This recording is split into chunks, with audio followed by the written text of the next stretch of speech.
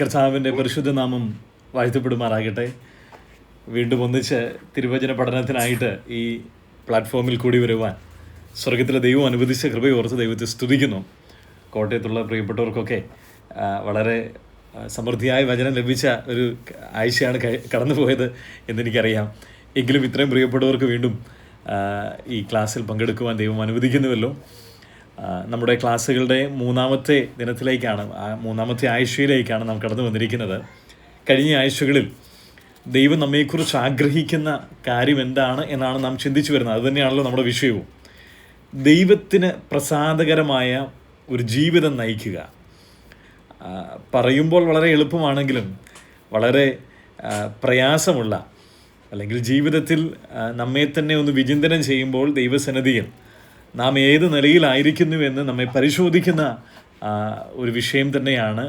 ആ നിലയിലാണ് ദൈവവചനത്തിന് മുമ്പാകെ നാം ആയിരിക്കുന്നത്. ദൈവം നമ്മുടെ ഹൃദയങ്ങളെ അറിയുന്നു, നമ്മുടെ അവസ്ഥകളെ അറിയുന്നു, നമ്മുടെ പെരുമാറ്റങ്ങളെ അറിയുന്നു, നമ്മുടെ മനോഭാവങ്ങളെ അറിയുന്നു, നമ്മുടെ ഇടപാടുകളെ അറിയുന്നു. സകലവും അറിയുന്നവനായ ദൈവത്തിൻ്റെ മുമ്പാകെ നമുക്കൊന്നും മറച്ചു വയ്ക്കുവാനായിട്ടില്ല. അതുകൊണ്ട് വളരെ പ്രാർത്ഥനയോടും ദൈവം നമ്മുടെ ഹൃദയങ്ങളിൽ ഇടപെടേണ്ടതിന് ആ ഒരുക്കത്തോടും കൂടെ നമുക്കൊന്നിച്ച് ആയിരിക്കാം. കഴിഞ്ഞ ക്ലാസ്സുകളിൽ നാം ചിന്തിച്ചത് ദൈവപ്രസാദകരമായ ജീവിതം, ദൈവത്തെ പ്രസാദിപ്പിക്കുവാൻ നമുക്ക് എന്തെല്ലാമാണ് ആവശ്യം, അല്ലെങ്കിൽ എങ്ങനെ നമുക്ക് ദൈവത്തെ പ്രസാദിപ്പിക്കാം എന്നതായിരുന്നു. ഒന്നാമതായി നാം ചിന്തിച്ചു വിശ്വാസം കൂടാതെ ദൈവത്തെ പ്രസാദിപ്പിക്കുവാൻ കഴിയുന്നതല്ല എന്നത്. അത് നാം ചിന്തിച്ച് അവസാനിപ്പിച്ചതാണ്. കഴിഞ്ഞ ക്ലാസ്സിൻ്റെ ഏറ്റവും ഒടുവിൽ നാം അവസാനിപ്പിച്ചത് രണ്ടാമത്തെ മാർഗം എന്നതായിരുന്നു. ആ വാക്യം നമുക്കൊന്നുകൂടെ ഒന്ന് വായിച്ചു കേൾക്കാം. യോഹന്നാൻ എഴുതിയ സുവിശേഷം 8-ാം അധ്യായം അതിൻ്റെ 29-ാമത്തെ വാക്യം നമുക്കൊന്ന് വേഗത്തിൽ വായിക്കാം. യോഹന്നാൻ്റെ സുവിശേഷം 8-ാം അധ്യായം അതിൻ്റെ 29-ാമത്തെ വാക്യം. അവിടെ കർത്താവിൻ്റെ വാക്കുകളാണിവിടെ. ആകയാൽ യേശു, നിങ്ങൾ മനുഷ്യപുത്രനെ ഉയർത്തിയ ശേഷം ഞാൻ തന്നെ അവനെന്നും ഞാൻ സ്വയമായിട്ടൊന്നും ചെയ്യാതെ പിതാവ് എനിക്ക് ഉപദേശിച്ചു തന്നതുപോലെ ഇത് സംസാരിച്ചിരിക്കുന്നുവെന്നും അറിയും. എന്നെ അയച്ചവൻ എന്നോട് കൂടെയുണ്ട്. 29-ാം വാക്യം. ഞാൻ എല്ലായ്പ്പോഴും അവന് പ്രസാദമുള്ളത് ചെയ്യുന്നത് കൊണ്ട് അവൻ എന്നെ ഏകനായി വിട്ടിട്ടില്ല എന്ന് പറഞ്ഞു. ഇവിടെ കർത്താവ് പറയുന്നത്, കർത്താവിൻ്റെ വാചകം ഇങ്ങനെയാണ്: ഞാൻ എല്ലായ്പ്പോഴും അവന് പ്രസാദമുള്ളത് ചെയ്തുകൊണ്ടിരിക്കുന്നു. അപ്പോൾ ദൈവത്തെ പ്രസാദിപ്പിക്കുന്നതിൻ്റെ രണ്ടാമത്തെ മാർഗമെന്ന് പറയുന്നത് ദൈവത്തിന് പ്രസാദകരമാകുന്ന കാര്യങ്ങൾ ചെയ്യുക, ദൈവേഷ്ടം ചെയ്യുക എന്നതാണ്. എഫേസ് ലേഖനം 5-ാം അധ്യായം 17-ാമത്തെ വാക്യം നമുക്കൊക്കെ പരിചിതമാണല്ലോ. അവിടെ അപ്പോസ്തലനായ പൗലോസ് നമ്മെ പ്രബോധിപ്പിക്കുന്നത് ബുദ്ധിഹീനരാകാതെ ദൈവഹിതം, ദൈവേഷ്ടം ഇന്നതെന്ന് അറിഞ്ഞുകൊള്ളുവിൻ. അപ്പോൾ ദൈവത്തിൻ്റെ ഇഷ്ടം, ദൈവത്തിന് പ്രസാദകരമായ കാര്യങ്ങൾ ചെയ്യുന്നവരിലാണ് ദൈവം പ്രസാദിക്കുന്നതെന്ന് കണ്ടു. അപ്പോൾ ദൈവേഷ്ടം ചെയ്യണമെങ്കിൽ ദൈവേഷ്ടം അറിയുന്നവരായിട്ട് നാം തീരേണ്ടത് ആവശ്യമാണ്. ഒരാൾ പറഞ്ഞ് ഞാനിങ്ങനെ കേട്ടിട്ടുണ്ട്, സ്വർഗത്തിൽ ചെല്ലുമ്പോൾ ഒത്തിരി കാര്യങ്ങൾ ദൈവദാസന്മാർക്കും വിശ്വാസികൾക്കും ഒക്കെ ഇങ്ങനെ പറയാനുണ്ട്. കർത്താവെ, ഞങ്ങൾ ഇന്ന കാര്യങ്ങളൊക്കെ ചെയ്തിട്ടുണ്ട്, ഇന്നിന്ന കാര്യങ്ങളൊക്കെ ഞങ്ങൾ കർത്താവിന് വേണ്ടി ചെയ്തിട്ടുണ്ട്. അപ്പോൾ ദൈവം തിരിച്ച് ചോദിക്കാൻ സാധ്യതയുള്ളൊരു ചോദ്യമെന്ന് പറയുന്നത്, ഈ കാര്യങ്ങളൊക്കെ ചെയ്തിട്ടുണ്ട്, പക്ഷെ ഞാൻ നിന്നോട് പറഞ്ഞ, അല്ലെങ്കിൽ ഞാൻ പ്രസാദിക്കുന്ന, ഞാൻ നിന്നിൽ നിന്നും ആഗ്രഹിച്ച കാര്യങ്ങൾ ചെയ്തുവോ എന്ന ചോദ്യത്തിന് ഉത്തരം പറയുവാൻ നമ്മെക്കൊണ്ട് സാധിക്കുമോ ഇല്ലയോ എന്ന് നമ്മെ തന്നെ ഒരു ആത്മപരിശോധന ചെയ്യുവാൻ ദൈവം നമ്മെ സഹായിക്കട്ടെ. നമുക്ക് പ്രാർത്ഥിക്കുന്നവരാണ്. പല വിഷയങ്ങളുടെ മുഖത്തും ദൈവസന്നിധിയിൽ ഇരുന്ന് ദൈവത്തോട് നമ്മുടെ ആവശ്യങ്ങൾ, ആഗ്രഹങ്ങളൊക്കെ അറിയിക്കുന്നവരാണ്. ആഗ്രഹമില്ലാത്ത ആരെങ്കിലും ഉണ്ടോ? ഇന്ന് ഈ പ്ലാറ്റ്ഫോമിൽ ജോയിൻ ചെയ്തിരിക്കുന്ന പ്രിയപ്പെട്ടവർ ഞാനിങ്ങനെ ചോദിക്കുക, എന്തെങ്കിലും ആഗ്രഹമില്ലാത്ത ആരെങ്കിലും ഉണ്ടോ? ആരുമില്ല. പ്രായം എത്ര കൂടിയാലും ആഗ്രഹങ്ങളുണ്ട്. പ്രായം കുറവുള്ളവരെ സംബന്ധിച്ചും ആഗ്രഹങ്ങളുണ്ട്. അപ്പോൾ ആഗ്രഹങ്ങളില്ലാത്ത, വാഞ്ചകളില്ലാത്ത മനുഷ്യരാരുമില്ല. എല്ലാവർക്കും എന്തെങ്കിലുമൊക്കെ ആഗ്രഹങ്ങളുണ്ട്. ഇതൊക്കെ സംഭവിക്കണം, ഇങ്ങനെയൊക്കെ വേണമെന്ന് ആഗ്രഹിക്കുന്നവർ. അങ്ങനെ ആഗ്രഹിക്കുന്നതും തെറ്റോ പാപമാണെന്നൊന്നും ഞാൻ പറയുന്നില്ല. തീർച്ചയായിട്ടും ദൈവേഷ്ടം അനുസരിച്ചുള്ള ആഗ്രഹങ്ങൾ, അല്ലെങ്കിൽ ദൈവവചനപ്രകാരം ഉള്ള ആഗ്രഹങ്ങളൊന്നും തെറ്റായിട്ടുള്ളതുമല്ലല്ലോ. എന്നാൽ തിരിച്ച് ദൈവത്തോട് എന്തെങ്കിലും നമ്മുടെ പ്രാർത്ഥനയിൽ ചോദിച്ചിട്ടുണ്ട്, ദൈവമേ, എൻ്റെ ആഗ്രഹങ്ങളൊക്കെ ഇതാണ്, എന്നാൽ അങ്ങയുടെ ആഗ്രഹം എന്താണ്? ഇത് തിരിച്ചറിയുവാൻ എന്നെ അങ്ങ് സഹായിക്കണമേ. നമുക്ക് വീടുകളിൽ ആയിരിക്കുമ്പോഴോ, അല്ലെങ്കിൽ സ്ഥലസഭയുടെ ശുശ്രൂഷകളിലായിരിക്കുമ്പോഴോ, മറ്റു പല ശുശ്രൂഷകൾ ദൈവം നമ്മെ ഏൽപ്പിക്കുമ്പോഴൊക്കെ ദൈവമേ, എന്നെക്കുറിച്ച് അങ്ങ് ആഗ്രഹിക്കുന്നത് ഇത് തന്നെയാണോ എന്നൊരു ആത്മപരിശോധന ദൈവത്തോടൊന്ന് ആ നിലയിൽ ചോദിക്കുവാൻ നമുക്ക് കഴിയുമ്പോഴാണ് നമ്മുടെ ജീവിതത്തിന് വ്യത്യാസം ഉണ്ടാകുന്നത്. 103 സങ്കീർത്തനം അതിൻ്റെ 21 വാക്യം ഞാനൊന്ന് വേഗത്തിൽ വായിക്കാം. നമുക്ക് വളരെ പരിചിതമായിരിക്കുന്ന ഒരു സങ്കീർത്തനമാണല്ലോ. ദൈവത്തെ ആരാധിക്കുവാൻ, സ്തുതിക്കുവാൻ ഉള്ള ആഹ്വാനം നൽകുന്നൊരു സങ്കീർത്തനം. അവിടെ ദൈവത്തെ ആരാധിക്കുന്നത് ആരായിരിക്കണമെന്ന് 103 സങ്കീർത്തനം 21 വാക്യത്തിൽ ഇങ്ങനെ പറയുന്നുണ്ട്: അവൻ്റെ ഇഷ്ടം ചെയ്യുന്ന ശുശ്രൂഷക്കാരായി അവൻ്റെ സകല സൈന്യങ്ങളുമായുള്ളവരെ യഹോവയെ വാഴ്ത്തുവിൻ. അപ്പോൾ ആരാ ദൈവത്തെ വാഴ്ത്തേണ്ടതെന്ന് ഇവിടെ പറയുകയാണ്. എല്ലാവരും ദൈവത്തെ വാഴ്ത്തണം, ദൈവത്തെ ആരാധിക്കണം, ദൈവത്തെ സ്തുതിക്കണം. എന്നാൽ ഇവിടെ ഒരു കാര്യം ചേർത്ത് പറഞ്ഞിരിക്കുക: ദൈവത്തിൻ്റെ ഇഷ്ടം ചെയ്യുന്ന ശുശ്രൂഷക്കാരായി. ദൈവത്തിൻ്റെ ഇഷ്ടം അറിയുന്നവരെല്ലാവരും ആരാധിക്കണമെന്നല്ല, ദൈവവചനം അറിയുന്നവരെല്ലാവരും ആരാധിക്കുവാൻ, വാഴ്ത്തുവാനല്ല. മറിച്ച് ഇവിടെ ഒരു വാചകം ചേർത്ത് പറഞ്ഞിട്ടുണ്ട്: ദൈവത്തിൻ്റെ ഇഷ്ടം ചെയ്യുന്നവർ ദൈവത്തെ വാഴ്ത്തുവിൻ. അപ്പോൾ ചെയ്യുന്നവരിലാണ് ദൈവം ആഗ്രഹിക്കുന്ന, ദൈവത്തിൻ്റെ സന്തോഷമായിരിക്കുന്നത്. എന്നാൽ ഇന്ന് ചെയ്യുന്നവരെക്കാളും അധികം അറിയുന്നവരാണ് കൂടുതൽ. ഇപ്പോൾ ഒരു വചന ശുശ്രൂഷ ചെയ്യാൻ പറഞ്ഞാൽ, അല്ലെങ്കിൽ ഒരു ക്ലാസ് എടുക്കാൻ പറഞ്ഞാൽ, ബ്രദറുകാരുടെ ഇടയിൽ പ്രത്യേകിച്ച് അങ്ങനെ ആളുകൾക്കൊന്നും കുറവൊന്നുമില്ല. എത്ര ക്ലാസ് വേണമെങ്കിലും എടുക്കാനുണ്ട്, എത്ര പ്രസംഗം വേണമെങ്കിലും പ്രസംഗിക്കും. എന്നാൽ ആവശ്യം എന്താണെന്നറിയാമോ? ഈ പറയുന്ന, പ്രസംഗിക്കുന്ന, ഉപദേശിക്കുന്ന കാര്യങ്ങൾ ചെയ്യുന്നവരിലാണ് ദൈവം പ്രസാദിക്കുന്നത്. നമ്മുടെ കർത്താവ് കാണിച്ച മാതൃകയും അതുതന്നെയാണല്ലോ. അപ്പോസ്തല പ്രവൃത്തികളുടെ പുസ്തകം 1 അധ്യായം 1 വാക്യത്തിൽ നാം എന്താ വായിക്കുന്നത്? യേശു ക്രിസ്തു ചെയ്തും ഉപദേശിച്ചും പോന്ന കാര്യങ്ങൾ. അപ്പോൾ കർത്താവിനെക്കുറിച്ച് എഴുതുമ്പോൾ പറഞ്ഞത് ഇങ്ങനെയായിരുന്നു: യേശു ക്രിസ്തു ചെയ്തും ഉപദേശിച്ചും പോന്ന കാര്യം. അപ്പോൾ കർത്താവ് ചെയ്യുന്ന കർത്താവായിരുന്നു. നമുക്ക് നല്ലൊരു മാതൃക വെച്ചേച്ചു പോയിരിക്കുകയാണ്. നമ്മുടെ കർത്താവായ യേശു ക്രിസ്തു താൻ പഠിപ്പിച്ച കാര്യങ്ങൾ ചെയ്തുവെന്ന് തിരുവചനം തന്നെ വെളിപ്പെടുത്തിയിരിക്കുകയാണ്. ഒരു വേഗത്തിലൊരു ഉപമയിലേക്ക് നിങ്ങളുടെ ശ്രദ്ധയെ ഒന്ന് കൊണ്ടുപോയി ഒരു ഉദാഹരണമായി പറഞ്ഞ് ഞാൻ മുമ്പോട്ട് വരാം. മത്തായിയുടെ സുവിശേഷം 21 അധ്യായം 28 വാക്യം. സമയക്കുറവുകൊണ്ട് വായിക്കേണ്ട ആവശ്യമില്ല, അറിയാവുന്ന ഒരു ഉപമയാണ്. മത്തായി 21 28 മുതലുള്ള വാക്യങ്ങൾ. അവിടെ നാം ഇങ്ങനെ വായിക്കുന്നുണ്ട്: ഒരു അപ്പൻ വന്ന് മകനോട് പറയും, മകനെ നീ മുന്തിരിത്തോട്ടത്തിൽ പോയി വേല ചെയ്യുകയാണ്. അവൻ്റെ മറുപടി എന്താണ്? ഞാൻ പോകത്തില്ലെന്നാണ് മറുപടി പറഞ്ഞേ. എന്നിട്ട് നാം ഇങ്ങനെ വായിക്കുന്നു: അവൻ അനുതപിച്ച് പിന്നത്തെ അവൻ പോയി എന്ന്. അടുത്ത മകനോട് ചെന്ന് പറഞ്ഞു, മോനെ നീ മുന്തിരിത്തോട്ടത്തിൽ പോയി വേല ചെയ്യാൻ പറഞ്ഞപ്പോൾ അവൻ എന്താ ചെയ്തത്? അവൻ മറുപടി പറഞ്ഞു, പോകാം അപ്പ എന്ന് പറഞ്ഞു. പക്ഷേ അവൻ പോയില്ല. എന്നിട്ട് പറയുന്നുണ്ട്, ഇവരിൽ ആരാണ് പിതാവിന് ഇഷ്ടം ചെയ്തത്? അപ്പൻ്റെ ഇഷ്ടം ചെയ്തത് ആരാണ്? അനുസരിച്ചവരാണ്. പോകാമെന്നൊരാളവിടെ പറഞ്ഞു, പക്ഷെ പോയില്ല. എന്നാൽ മറുവശത്ത് പോവില്ലെന്ന് പറഞ്ഞു, പക്ഷെ പിന്നത്തേതിന് അനുദപിച്ച് പോയി. ചെയ്തവനിലാണ് അപ്പൻ പ്രസാദിച്ചതെന്ന് അവിടെ പറഞ്ഞിരിക്കുക. ഇത് തന്നെയാണ് ഇതിൽ നിന്ന് മനസ്സിലാക്കേണ്ടത്. ചെയ്തവരിലാണ് ദൈവം പ്രസാദിക്കുന്നത്. അല്ലാതെ ജനുവരി മാസം 1 തീയതി എഴുന്നേറ്റ് നിന്ന്, അല്ലെങ്കിൽ ആണ്ടർദ യോഗത്തിന് എഴുന്നേറ്റ് നിന്ന് സാക്ഷ്യം പറയുകയാണ്, ഈ വർഷം ഞാൻ ഇതൊക്കെ ചെയ്യാനായിട്ട് പോവുകയാണ്. ഇത് പറഞ്ഞിട്ട് പോകാൻ ആരെക്കൊണ്ടും സാധിക്കും. പക്ഷെ പറഞ്ഞ കാര്യം ചെയ്യുവാനായിട്ട് കഴിയുമ്പോഴാണ് ദൈവം പ്രസാദിക്കുന്നത്. സാക്ഷ്യവാചകമായിട്ട്, തീരുമാനങ്ങളായിട്ട് പലതും പറയുവാനൊക്കെ പലർക്കും കഴിഞ്ഞു എന്ന് വന്നേക്കാം. എന്നാൽ അത് ചെയ്യുവാനുള്ള ഒരു ഒരുക്കം, അതിനായിട്ടൊരു പരിശ്രമം നമ്മുടെ ഭാഗത്തുണ്ടോ? സ്ഥിരമായിട്ട് ആളുകൾ പറയുന്നൊരു കാര്യമാണ്, ജനുവരി 1 എടുക്കുന്ന ഒരു തീരുമാനം എന്താണെന്നറിയാമോ? ബൈബിൾ വായിക്കുവാൻ ഒരു തീരുമാനം. ബൈബിൾ വായിക്കുവാൻ വർഷത്തിൽ, ഈ വർഷം, കഴിഞ്ഞ വർഷം എനിക്ക് നടന്നില്ല, ഈ വർഷം ഞാൻ എടുക്കുന്നു. എത്ര വർഷമായിട്ട് ഈ തീരുമാനങ്ങൾ? ഒരു തവണ പോലും വിശുദ്ധ ബൈബിൾ ഒരു പ്രാവശ്യം പോലും വായിച്ച് തീർക്കാതെ 10, 30, 40 വർഷമായി ക്രിസ്തീയ ജീവിതം നയിക്കുന്ന എത്രയോ വിശ്വാസികളുണ്ട്. നമ്മുടെ ഉള്ളിൽ എന്താ പറയുക, ദൈവത്തിൻ്റെ ആത്മാവ് ഇടപെട്ടുകൊണ്ടിരിക്കട്ടെ. ദൈവം നമുക്ക് ഈ ഭൂവിൽ നൽകുന്ന സമയങ്ങളിൽ വർഷത്തിൽ ഒരു പ്രാവശ്യമെങ്കിലും ബൈബിൾ ഒന്ന് വായിച്ച് പൂർത്തീകരിക്കുവാൻ കഴിയണം. കുറഞ്ഞ വട്ടം ഇല്ലേ പിന്നെ നാം ബൈബിളും ചുമന്ന് യോഗങ്ങൾക്ക് പോവുകയും ആളുകളുടെയൊക്കെ മുമ്പിൽ ഞങ്ങൾ വിശ്വാസികളാണ്, ഞങ്ങൾ വചനം പ്രമാണിക്കുന്നവരാണ്, വചനം അറിയുന്നവരാണെന്നൊക്കെ പറഞ്ഞു നടന്നതുകൊണ്ട് എന്താണ് പ്രയോജനം? ശരിയാണ്, പുറമേ ഉള്ള ആളുകളൊക്കെ ചിന്തിക്കുന്നത് എന്താണ്? മറ്റ് വിഭാഗക്കാരായിരിക്കുന്ന ആളുകളൊക്കെ, ക്രിസ്തീയ മറ്റു വിഭാഗക്കാരായിരിക്കുന്നവരൊക്കെ ബ്രദറുകാരെ നോക്കിയിട്ട് പറയും നന്നായിട്ട് വചനം അറിയുന്നവരാണെന്നാ. ശരിക്കും പറഞ്ഞാൽ അതൊക്കെ ഒരു പുറംമോടിയായിട്ടിരിക്കുന്ന കാര്യങ്ങളാണ്. എത്ര പേർക്ക് വചനം അറിയാം? എത്ര പേർക്ക് ഉപദേശ സത്യങ്ങൾ അറിയാം? ശരിക്കും ഒരാൾ വന്നൊരു ചോദ്യം ചോദിച്ചാൽ ഉത്തരം പറയുവാൻ നമ്മുടെ സനസഭയിലെ വിശ്വാസികൾക്ക് കഴിയുന്നുണ്ടോ? നമ്മുടെ സനസഭകളിലെ യുവാക്കൾ, യുവതികൾ, കുഞ്ഞുങ്ങളായിരിക്കുന്നവരൊക്കെ ഇന്നത്തെ കാലഘട്ടത്തിൽ ഒരു ചോദ്യം ചോദിക്കുമ്പോൾ വചനത്തിൽ നിന്ന് മറുപടി പറയുവാൻ കഴിയുന്ന എത്ര പേരുണ്ട്?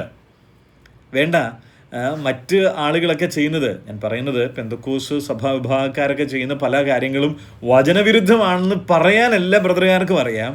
എന്തുകൊണ്ടാണത് വചനവിരുദ്ധമായിരിക്കുന്നതെന്ന് അറിയുന്ന എത്ര പേരുണ്ട്? ഉദാഹരണം പറഞ്ഞാൽ, അന്യഭാഷാ വരം, അന്യഭാഷകൾ ഇന്നില്ല എന്ന് പറയുവാൻ ബ്രദറുകാർക്കൊക്കെ അറിയാം. അപ്പോൾ ഒരാൾ വന്ന് ചോദിക്കുക എന്തുകൊണ്ടാണ് ഇല്ലാത്തതെന്ന് പറഞ്ഞാൽ കൃത്യമായിട്ട് വചനത്തിൽ നിന്ന് പറയുവാൻ കഴിയുന്നുണ്ടോ? അത് സാധിക്കുകയില്ല. പക്ഷെ നമ്മളൊക്കെ മിടുക്കില്ല. എന്തിനാണ് മിടുക്ക്? നമ്മളൊക്കെ പറയും ബ്രദറുകാർ ഞങ്ങളിതൊന്നും അംഗീകരിക്കുന്നവരല്ല. എന്തുകൊണ്ട് അംഗീകരിക്കുന്നില്ലെന്ന് ചോദിച്ചാൽ അറിഞ്ഞുകൂടാ. അപ്പോൾ ഈ നമുക്കെല്ലാം അറിയാമെന്നൊരു ചിന്താഗതിയിലാണ് പൊതുവെ ഇന്ന് ബ്രദറൻ സഭ മുന്നോട്ട് പോയിക്കൊണ്ടിരിക്കുന്നത്, വിശ്വാസികൾ പോയിക്കൊണ്ടിരിക്കുന്നത്. അതൊക്കെ ശരിയാണ്. അറിയാവുന്ന ദേവദാസന്മാരും പ്രിയ സഹോദരി സഹോദരന്മാരും ഒക്കെ ഉണ്ട്, പഠിക്കാൻ വാഞ്ചുള്ളവരും ഉണ്ട്, പഠിക്കുന്നവരും ഉണ്ട്. എന്നാൽ വലിയൊരു വിഭാഗം ഇന്നും ഈ ഞായറാഴ്ച പോയി യോഗം കഴിഞ്ഞ് മടങ്ങി പോരണം എന്നൊരു ചിന്താഗതിയിലാണ്. ചില ആഴ്ചകൾക്ക് മുമ്പ് ഞാൻ ഒരു സനസഭയിലായിരുന്നപ്പോൾ അവിടെ ലീഡ് ചെയ്യുന്ന ദേവദാസൻ ഇങ്ങനെ അനൗൺസ് ചെയ്തു. വചന ശുശ്രൂഷയ്ക്ക് മുമ്പ്, പ്രസംഗത്തിന് മുമ്പ് ഇങ്ങനെ പറഞ്ഞൊരു കാര്യമാണ്, കഴിഞ്ഞ ആഴ്ച യോഗത്തിന് വന്ന 2-3 പേര് അവരുടെ ബൈബിള് മറന്നു വെച്ചിട്ട് പോയിട്ടുണ്ട്. അത് പുറകെ വെച്ചിട്ടുണ്ട്. അത് ഇന്നത്തെ യോഗം കഴിയുമ്പോൾ എടുത്തുകൊണ്ട് പോകണമെന്ന്. ഞാനിത് വെറുതെ ഉണ്ടാക്കി പറയുന്നതല്ല. കഴിഞ്ഞ ചില ആഴ്ചകൾക്ക് മുമ്പ് ഞാൻ കേട്ടത്. എനിക്ക് വളരെ സഹതാപം. യോഗത്തിന് വന്നിട്ട് ബൈബിൾ അവിടെ തന്നെ വെച്ചേച്ച് പോവാം. അങ്ങനൊരു സംവിധാനം കൂടെ തുടങ്ങേണ്ട ഒരു കുറവുകൂടെ ഉള്ളൂ. എന്താണ്? ഇരിക്കുന്ന ഇരിപ്പിടത്തിൽ എല്ലാവർക്കും ഓരോ ബൈബിളൂടെ അവർ വെച്ചിരിക്കുക. അപ്പോൾ കൈ വീശി വരിക, അന്ന് ബൈബിൾ എടുത്ത് വായിക്കുക, യോഗം കഴിയുമ്പോൾ അവിടെ തന്നെ വെച്ച് പോകുക. അങ്ങനെ ഒരു സംവിധാനത്തിൻ്റെ ഒരു കുറവ് കൂടെ ഉള്ളൂ നമ്മുടെ സഭകളിലൊക്കെ. ഞാൻ പറഞ്ഞു വരുന്ന ആശയം, ദൈവവചനം അറിയുന്നവരായി അത് പ്രവർത്തിക്കുന്നവരായി തീരുവാൻ ദൈവം നമ്മെ സഹായിക്കട്ടെ. തീർച്ചയായിട്ടും ഇവിടെ ഈ ഉപമയിലൂടെ കർത്താവ് നമ്മെ ഓർമ്മപ്പെടുത്തുന്നത് പോലെ ചെയ്യാമെന്ന് പറഞ്ഞിട്ട് കാര്യമില്ല, ചെയ്യുന്നവരായി തീരുവാൻ ദൈവം നമ്മെ സഹായിക്കട്ടെ. ഇതാ നാം ഈ വർഷത്തിൻ്റെ ഒടുവിലെ നാളുകളിലേക്ക് വന്നിരിക്കുകയാണ്. തീർച്ചയായിട്ടും ഈ വർഷത്തിൻ്റെ ഒടുവിലേക്ക് വരുമ്പോഴും തീരുമാനങ്ങളൊക്കെ പലതും എടുക്കാനായിട്ട് ഇങ്ങനെ തയ്യാറെടുത്തിരിക്കുക. ചിലരൊക്കെ പറയുക ഏതായാലും ഇത്രയും ഇങ്ങനെയായി, ഇനി 10-15 ദിവസം കൂടെ ഉള്ളൂ, അതുകൊണ്ട് ഇങ്ങനെ പോകട്ടെ, ഒരു 15 ദിവസത്തോടെ ജനുവരി 1-ാം തീയതി ആയിട്ട് ഞങ്ങൾ തീരുമാനം എടുത്തോളാം, അല്ലെങ്കിൽ വചനവായന അന്ന് തുടങ്ങാം എന്ന് വെയിറ്റ് ചെയ്തുകൊണ്ടിരിക്കുക. പ്രിയരെ, തീരുമാനം എടുക്കാനൊക്കെ പലർക്ക് സാധിച്ചു എന്ന് വന്നേക്കാം. പക്ഷെ അത് നിവൃത്തീകരിക്കാൻ ദൈവകൃപ ആവശ്യമാണ്. അതിനുവേണ്ടി ഒരു പരിശ്രമം നമ്മുടെ ഭാഗത്തു നിന്ന് ആത്മാർത്ഥമായിട്ടും ആവശ്യമായിരിക്കണം. ഞാനൊരു കേട്ടൊരു സംഭവകഥ ഇങ്ങനെ ഉണ്ട്. പണ്ടൊരിക്കൽ ഒരാളിങ്ങനെ സഭയിൽ എഴുന്നേറ്റ് നിന്നിട്ട് ഇങ്ങനെ ഗൾഫിൽ നിന്ന് വന്നതാണ് ലീവിന്. അദ്ദേഹം എഴുന്നേറ്റ് നിന്നിട്ട് ഇങ്ങനെ സാക്ഷ്യം പറഞ്ഞു, ഞാൻ അടുത്ത ലീവിന് വരുന്നതിന് മുമ്പ് ഇന്നിന്ന കാര്യങ്ങളൊക്കെ ചെയ്യും എന്ന് പറഞ്ഞു. 1 വർഷം കഴിഞ്ഞു. അടുത്ത ലീവിന് വന്നപ്പോൾ വീണ്ടും ഇദ്ദേഹം എഴുന്നേറ്റ് നിന്ന് അതേ കാര്യം ആവർത്തിച്ച് പറഞ്ഞിരിക്കുക. എന്നിട്ട് പറഞ്ഞു, ഈ പറഞ്ഞതല്ലാതെ ഞാനൊന്നും ചെയ്യില്ലെന്ന് പറഞ്ഞു. എന്നുവെച്ചാൽ പറഞ്ഞതല്ലാതെ. അപ്പോൾ അവിടെ നിന്ന് വേറെ സഹോദരൻ പറഞ്ഞു, ശരിയായി പറഞ്ഞത്, ഇദ്ദേഹം ഈ പറഞ്ഞതല്ലാതെ ഒന്നും ചെയ്യുന്നില്ല. സഭയുടെ വിഷയത്തോടും ഇണക്കത്തോടുമുള്ള ബന്ധത്തിലൊക്കെയുള്ള ചില കാര്യങ്ങളായിരുന്നെങ്കിൽ പോലും ഞാൻ പറഞ്ഞു വന്ന ആശയം, നമ്മുടെയൊക്കെ ക്രിസ്തീയ ജീവിതത്തിൽ നാം എന്താണോ ദൈവം നമ്മെ ഏൽപ്പിച്ചിരിക്കുന്നത്, അല്ലെങ്കിൽ ദൈവം നമുക്ക് ബോധ്യമാക്കി നൽകിയിരിക്കുന്ന കാര്യങ്ങളുണ്ട്, അത് ചെയ്യാനുള്ള ഒരു പരിശ്രമം ചെയ്യേണ്ടത് വളരെ ആവശ്യമാണ്. ഇന്ന് അനേക പ്രിയപ്പെട്ടവരുടെ ആഗ്രഹം എന്ന് പറയുന്നത് പുതുമയൊന്നുമില്ല. പ്രസംഗത്തിനൊക്കെ പുതുമ വേണമെന്ന്. എന്ന് വെച്ചാൽ പുതിയ ആശയങ്ങൾ കിട്ടണമെന്ന്. നല്ല കാര്യമാണ്. പുതിയ ആശയം എന്ന് പറയുന്നത് ഒന്നും പുതുതായിട്ട് ഒരു ആശയമില്ല, ദൈവവചനത്തിലുള്ള കാര്യങ്ങളേ ഉള്ളൂ. എന്നാൽ പുതിയ ആലോചനകൾ നല്ല കാര്യം. എന്നാൽ ഞാൻ ഇങ്ങനെ ഒന്ന് ചോദിക്കട്ടെ, വെളിപ്പെടുത്തി കിട്ടിയിരിക്കുന്ന കാര്യങ്ങളുണ്ടല്ലോ, ഇത് ചെയ്യുവാൻ കഴിയാതിരിക്കുമ്പോൾ പുതിയ കാര്യത്തിന് വേണ്ടി ആഗ്രഹിക്കുന്നത് എന്തിനാ? നാം ഇപ്പോൾ ചെയ്യേണ്ടുന്ന കാര്യങ്ങൾ നമുക്കുണ്ട്. ദൈവം നമ്മുടെ ഹൃദയങ്ങളോട് ഇടപെടട്ടെ. ദൈവം നമ്മുടെ വ്യക്തിപരമായ ജീവിതങ്ങളിൽ, കുടുംബത്തിൽ നമുക്ക് നൽകിയിരിക്കുന്ന സ്ഥാനങ്ങളോടുള്ള ബന്ധത്തിൽ, സനസഭയിൽ നമ്മെ ഏൽപ്പിച്ചിരിക്കുന്ന ശുശ്രൂഷകളുടെ ബന്ധത്തിൽ ദൈവം ഏൽപ്പിച്ചിരിക്കുന്ന കാര്യങ്ങളെക്കുറിച്ച് നല്ല ബോധ്യമുണ്ട്. ഇവിടെ ആരെയും സഭയിലെ നാം ചെയ്യേണ്ടുന്ന ശുശ്രൂഷകളെക്കുറിച്ച് ആരെയും പഠിപ്പിക്കേണ്ട ആവശ്യമില്ല. കുടുംബത്തിൽ ദൈവം നമ്മെ ഏൽപ്പിച്ചിരിക്കുന്ന സ്ഥാനങ്ങളിൽ, ഭർത്താവ് എന്ന നിലയിലോ, ഭാര്യ എന്ന നിലയിലോ, മക്കൾ എന്ന നിലയിലോ, മരുമക്കൾ എന്ന നിലയിലോ, വെല്ലുപ്പന്മാരെന്ന നിലയിലോ, ഇതൊന്നും ആരെയും പഠിപ്പിക്കേണ്ട ആവശ്യമില്ല. നിങ്ങളിങ്ങനെ പെരുമാറാൻ ആരെയും പഠിപ്പിക്കേണ്ട ആവശ്യമില്ല.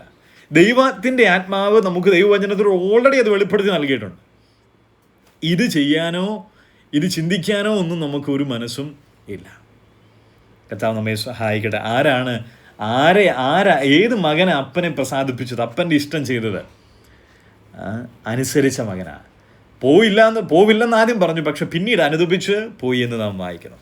ഇത് നമുക്ക് ചിന്തിക്കാം, എങ്ങനെയാണ് ഈ അനുസരിക്കുവാൻ നമുക്ക് കഴിയുന്നത്? മറ്റൊരു വാക്കിൽ പറഞ്ഞാൽ, എങ്ങനെ ദൈവത്തിൻ്റെ ഇഷ്ടം ചെയ്യാനായിട്ട് കഴിയും? ദൈവേഷ്ടം ചെയ്യുന്നവരാണ് ദൈവത്തെ പ്രസാദിപ്പിക്കുന്നത്. എങ്ങനെ ദൈവേഷ്ടം ചെയ്യുവാൻ നമ്മെ കൊണ്ട് സാധിക്കും? നമുക്കൊന്ന് നോക്കാം. അതിനുള്ള മാർഗങ്ങൾ നമുക്ക് ചിന്തിക്കാം. ഒന്നാമതായിട്ട് യോഹന്നാൻ എഴുതിയ സുവിശേഷം 4-ാം അധ്യായം അതിന് 34-ാമത്തെ വാക്യം ഒന്ന് വായിക്കാം.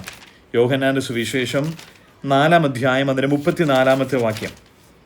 അവിടെ കർത്താവ് ശിഷ്യന്മാരോട് പറയുന്നത് ഇങ്ങനെയാണ്: യേശു അവരോട് പറഞ്ഞത്, എന്നെ അയച്ചവൻ്റെ ഇഷ്ടം ചെയ്ത് അവൻ്റെ പ്രവൃത്തി തികയ്ക്കുന്നത് തന്നെ എൻ്റെ ആഹാരം. കർത്താവിൻ്റെ വാക്കുകളാണ്. കർത്താവ് പറയും, എൻ്റെ ആഹാരം എന്ന് പറയുന്നത് എന്താണെന്നറിയാമോ? എന്നെ അയച്ചവൻ്റെ ഇഷ്ടം ചെയ്യുന്നതാണ് എൻ്റെ ആഹാരം. There is nothing more than that, there is nothing greater than that to me. എനിക്ക് അതിനേക്കാളും അധികമായിട്ടൊന്നുമില്ല. എൻ്റെ ആഹാരം എന്ന് പറയുന്നത് എന്താണെന്നറിയാമോ? അതെൻ്റെ പിതാവിൻ്റെ ഇഷ്ടം ചെയ്യുന്നതാണ്. അപ്പോൾ ആർക്കാ ഇഷ്ടം ചെയ്യാൻ കഴിയുന്നത്?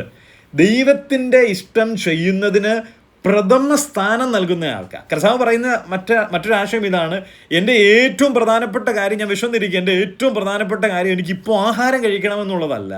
എൻ്റെ ആഹാരം എന്ന് പറയുന്നത് എൻ്റെ അപ്പൻ്റെ, എൻ്റെ പിതാവിൻ്റെ ഇഷ്ടം ചെയ്യുന്നതാണ്. പ്രിയരെ, ആർക്കാ ദൈവേഷ്ടം ചെയ്യുവാൻ കഴിയുന്നത്? ദൈവത്തിന് പ്രഥമ സ്ഥാനം നൽകുവാൻ കഴിയുന്ന ഒരാൾക്ക് മാത്രമേ അത് സാധിക്കുകയുള്ളൂ. 73-ാം സങ്കീർത്തനം അതിൻ്റെ 25-ാമത്തെ വാക്യം നമുക്കൊക്കെ പരിചിതമായിരിക്കുന്ന വാക്യമാണ്. സങ്കീർത്തനം 73-25 അവിടെ ഇങ്ങനെ നാം വായിക്കുന്നുണ്ട്: സ്വർഗത്തിൽ എനിക്ക് ആരുള്ളൂ, ഭൂമിയിലും നിന്നെ അല്ലാതെ ഞാൻ ഒന്നും ആഗ്രഹിക്കുന്നില്ല.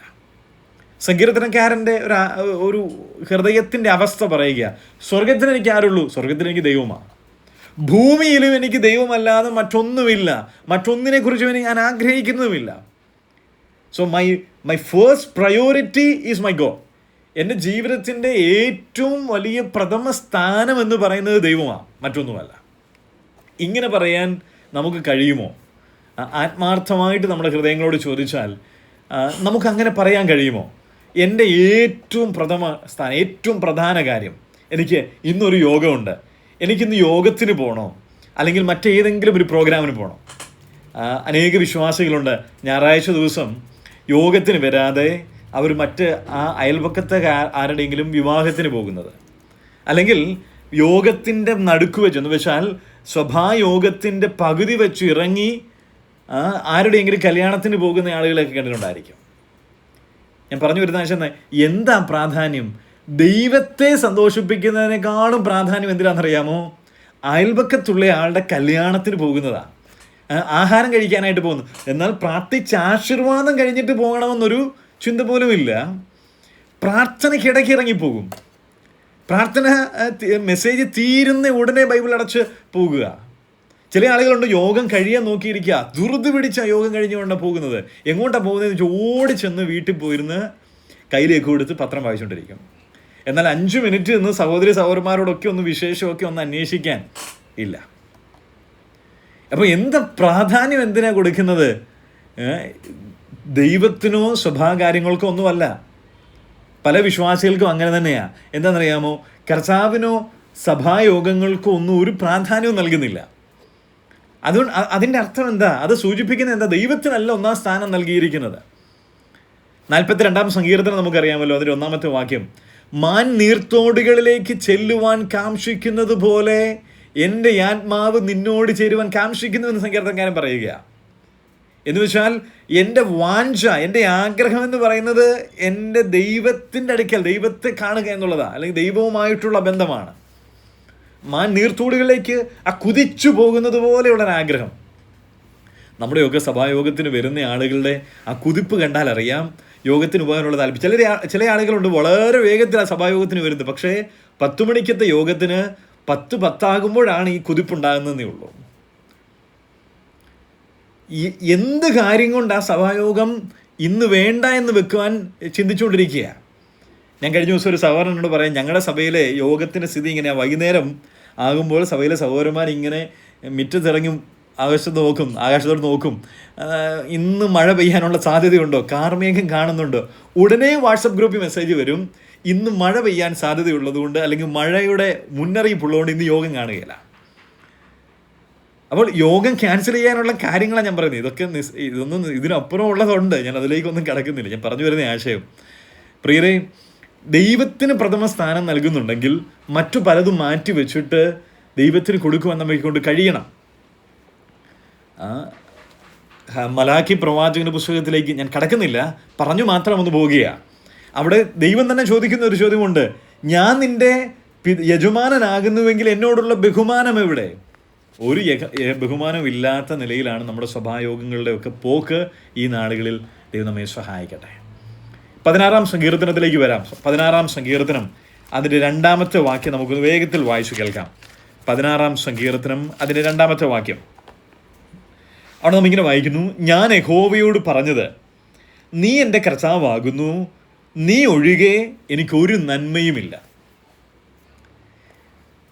ഞാൻ യഹോവയോട് പറഞ്ഞത്, നീ എൻ്റെ കർത്താവാകുന്നു, നീ ഒഴികെ എനിക്കൊരു നന്മയുമില്ല. ഇതൊക്കെ നമുക്ക് നന്നായി അറിയാവുന്ന, നാം പാടുക വരെ ചെയ്യുന്ന ഒരു വാക്യമാണ്. നീ ഒഴികെ എനിക്കൊരു നന്മയുമില്ല. എന്താ അതിൻ്റെ അർത്ഥം? 2 നിലയിൽ നമുക്ക് ചിന്തിക്കാൻ കഴിയും. ഒന്ന്, എൻ്റെ ജീവിതത്തിൽ ഞാൻ അനുഭവിക്കുന്ന നന്മകളെല്ലാം ദൈവം എനിക്ക് നൽകിയതാ. ഈ ഒരു ബോധ്യം എത്ര ആവശ്യമാണ്.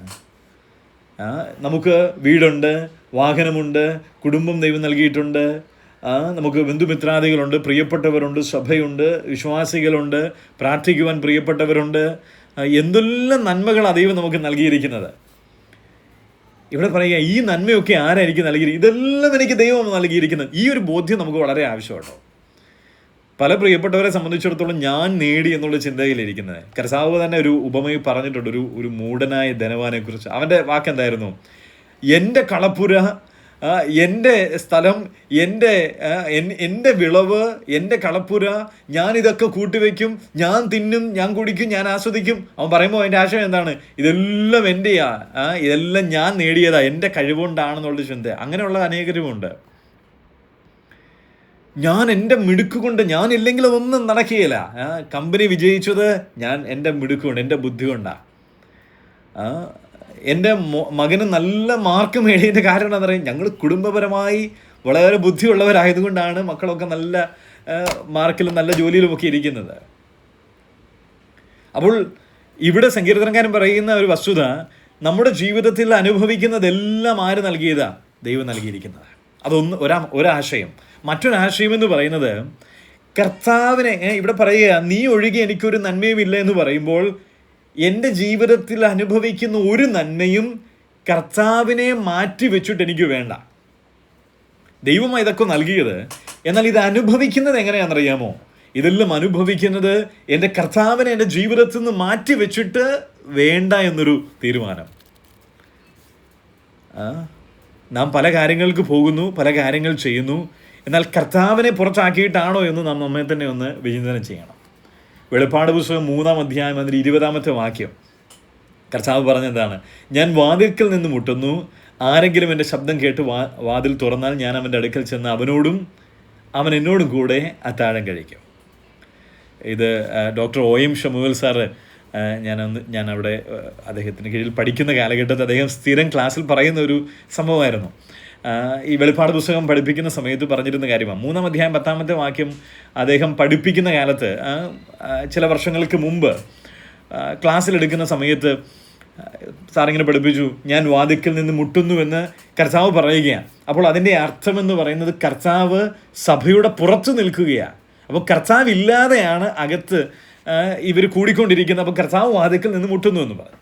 അപ്പോൾ പെട്ടെന്ന് ക്ലാസ്സിലുണ്ടായിരുന്ന ഒരു സ്റ്റുഡൻറ്റ് ഇങ്ങനെ പറഞ്ഞു, സാറേ അത് അങ്ങനെയല്ലെന്ന് പറഞ്ഞു. അപ്പോൾ സാർ ഇത് എത്രയോ വർഷങ്ങളായിട്ട് പഠിപ്പിക്കുന്ന. അപ്പം സാറ് പറഞ്ഞു, അങ്ങനെ പറയാൻ കഴിയുന്നത്, കർത്താവ് പുറത്ത് നിൽക്കുകയാണ്, അതാണ് അതിൻ്റെ ആശയം എന്ന് പറഞ്ഞു. അപ്പോൾ ക്ലാസ്സിലുണ്ടായിരുന്ന ഒരു സ്റ്റുഡൻറ്റ് ഇങ്ങനെ, സാറേ അത് അങ്ങനെയല്ല, ശരിക്കും കർത്താവ് സഭയ്ക്കുള്ളിലാണ്, സഭാ ഹാൾ പൂട്ടിയിട്ടിട്ട് ഈ കർത്താവ് ഹോളിൻ്റെ വാതിൽ ഇങ്ങനെ മുട്ടിക്കൊണ്ടിരിക്കും. ഇതാരെങ്കിലും ഈ വാതിലൊന്ന് തുറന്നു ഞാൻ പുറത്ത് പൊക്കോളാം.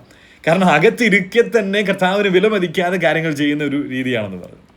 രസകരമായൊരു സംഭവം അങ്ങനെ പറഞ്ഞതാണെങ്കിൽ പോലും ഇതൊക്കെ തന്നെയാണ് നമ്മുടെ ജീവിതങ്ങളിൽ ഇന്ന് നടന്നുകൊണ്ടിരിക്കുന്നതും. കർത്താവിനെ മാറ്റി നിർത്തിക്കൊണ്ട് കർത്താവിൻ്റെ ജീവിതത്തിൽ യാതൊരു സ്ഥാനവും നൽകാതെയുള്ളൊരു പോക്ക് ഇന്ന് വിശ്വാസികളുടെ ജീവിതത്തിൽ കടന്നു വന്നിരിക്കുക. ദൈവം നമ്മെ സഹായിക്കട്ടെ. ദൈവത്തിന് പ്രഥമ സ്ഥാനം നൽകുന്നവർക്ക് മാത്രമേ ദൈവേഷ്ടം ചെയ്യുവാൻ കഴിയുകയുള്ളൂ. ഫിലിപ്പിയർക്ക് എഴുതിയ ലേഖനം 3-ാം അധ്യായം അതിൻ്റെ 10-ാമത്തെ വാക്യത്തിലേക്ക് വരാം. ഫിലിപ്പിയ ലേഖനം 3-ാം അധ്യായം അതിൻ്റെ 10-ാമത്തെ വാക്യം. അവിടെ അപ്പോസ്തലനായ പൗലോസ് പറയുന്ന തൻ്റെ ആഗ്രഹങ്ങളുണ്ട്, തൻ്റെ ജീവിതത്തിന് മുമ്പിൽ വെച്ചിരിക്കുന്ന ചില വാഞ്ചകൾ. അതിലൊരു വാഞ്ച എന്ന് പറയുന്നത് 3 കാരണങ്ങൾ, 3 ആഗ്രഹങ്ങൾ പറയുന്നുണ്ട് ഫിലിപ്പിയർ 3:10. അവിടെ ഒന്നിങ്ങനെയാണ്: എനിക്ക് അവനെ അറിയണം, അവൻ്റെ കഷ്ടാനുഭവങ്ങളുടെ കൂട്ടായ്മ അറിയണം, എനിക്ക് അവനെ അറിയണം, പുനരുത്ഥാനത്തിൻ്റെ ശക്തി അറിയണം, കഷ്ടാനുഭവങ്ങളുടെ കൂട്ടായ്മ അറിയണം. 3 കാര്യങ്ങൾ പൗലോസ് അവിടെ പറയുന്നുണ്ട്. I want to know him, the power of his resurrection and the fellowship of his suffering. അപ്പം അതിലാദ്യം പൗലോസ് പറയുന്ന കാര്യം ഇതാണ്: എനിക്ക് അവനെ അറിയണം. എനിക്ക് ആരെ അറിയണം? പൗലോസ് പറയുകയാണ്, എനിക്ക് കർത്താവിനെ അറിയണം. ഇതാണ് എൻ്റെ ജീവിതത്തിന് മുമ്പിലുള്ള വാഞ്ച എന്ന് പറയുന്നത്. ഫിലിപ്പ് ലേഖനം 3-ാം അധ്യായം നമുക്കറിയാമല്ലോ. പൗലോസ് ആദ്യമായിട്ട് തൻ്റെ ജീവിത പശ്ചാത്തലങ്ങളൊക്കെ രേഖപ്പെടുത്തിയിരിക്കുന്ന ഒരധ്യായമാണ്. 5-ാം വാക്യത്തിലേക്ക് വരുമ്പോൾ പൗലോസ് പറയുന്നുണ്ട്, ഞാൻ ബെന്യാമീൻ ഗോത്രക്കാരൻ, ഇസ്രയേൽ നിന്ന് ജനിച്ചവൻ, എബ്രായിൽ നിന്ന് ജനിച്ചവൻ, ഞാൻ ബെന്യാമീൻ ഗോത്രം, അങ്ങനെ ഓരോന്നും ഇങ്ങനെ ഞാൻ പരീശൻ, ഇങ്ങനെ ഓരോ കാര്യങ്ങൾ 6-7 കാര്യങ്ങൾ പൗലോസ് ഇങ്ങനെ തൻ്റെ ജീവിതം എങ്ങനെ ആയിരുന്നു എന്നൊക്കെ പറഞ്ഞിട്ട് കഴിഞ്ഞു കൊണ്ട് വന്നിട്ട് എനിക്കിതെല്ലാം മറക്കണം, പിൻപിലുള്ളതെല്ലാം മറക്കണം. ഇനി അതിന് മുൻപിലുള്ള കാര്യമായിട്ട് പൗലോസ് പറയുന്നൊരു കാര്യമാണ്, എനിക്കിനി അവനെ അറിയണം. ആരെ? കർത്താവിനെ അറിയണം. കർത്താവിനെ കുറിച്ച് എനിക്ക് അറിയണമെന്നല്ല പറയുന്നത്, പിന്നെന്താണ്? എനിക്ക് കർത്താവിനെ അറിയണമെന്ന പൗലോസ് പറയുന്നത്. ഈ ഒരു വാഞ്ച നമുക്കും ആവശ്യം. എൻ്റെ ജീവിതത്തിൽ എനിക്കിനി കർത്താവായ യേശു ക്രിസ്തുവിനെ കുറിച്ച് അറിയുക എന്നതല്ല, യേശുവിനെ അറിയണം, ദൈവത്തെ എൻ്റെ ജീവിതത്തിൽ അടുത്തറിയണം, അവൻ നല്ലവനെന്ന് രുചിച്ചറിയണം. അതാണ് ദൈവമായി പ്രഥമ സ്ഥാനം നൽകുക എന്നതിൻ്റെ ആശയം. അനുദിനവും കർത്താവിനോട് ചേർന്ന് നടക്കാനായിട്ട് കഴിയുക. ഇനി തിരുവചനത്തിൽ അങ്ങോളം ഇങ്ങോളം നോക്കിയാൽ നമുക്കൊരു കാര്യം മനസ്സിലാക്കാൻ കഴിയും. ദൈവം എപ്പോഴും ആവശ്യപ്പെടുന്നത് എന്തെന്നറിയാമോ? You give the priority to me. നിൻ്റെ ജീവിതത്തിൻ്റെ പ്രഥമ സ്ഥാനം എനിക്ക് നൽകുക. ഇതാണ് കർത്താവ്, ദൈവം എപ്പോഴും ആവശ്യപ്പെട്ടിട്ടുള്ളത്. ചില വാക്യങ്ങൾ ഞാനൊന്ന് പറഞ്ഞു പോകാം.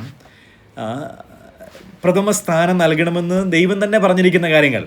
1, സദൃശവാക്യങ്ങൾ 3-ാം അധ്യായം 9-ാമത്തെ വാക്യം. പ്രൊവേർബ്സ് ചാപ്റ്റർ 3:9.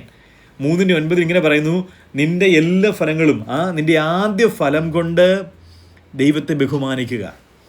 ഏതെങ്കിലും ഒരു ഫലം കൊണ്ട് കൊടുക്കാനല്ല പറയുന്നത്, ആദ്യ ഫലം കൊണ്ട് എന്നെ മാനിക്കുക എന്ന് പറഞ്ഞിരിക്കുക.